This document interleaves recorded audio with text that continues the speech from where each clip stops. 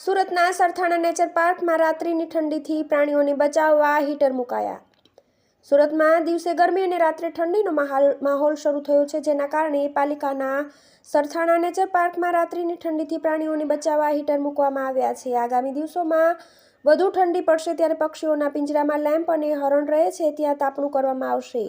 પાલિકાના શ્યામા પ્રસાદ મુખર્જી ઝૂઓલોજિકલ ગાર્ડનમાં પ્રાણીઓને ઠંડીથી રક્ષણ થાય તે માટે આગોતરું આયોજન કરવામાં આવ્યું છે. શહેરમાં વહેલી સવારે અને સાંજે ઠંડીનો ચમકારો અનુભવાઈ રહ્યો છે. આખો દિવસ ઠંડા પવનના સુસવાટા ફૂંકાઈ રહ્યા છે. એવામાં જનજીવન સાથે વન્યજીવનને પણ અસર પહોંચતી હોય છે.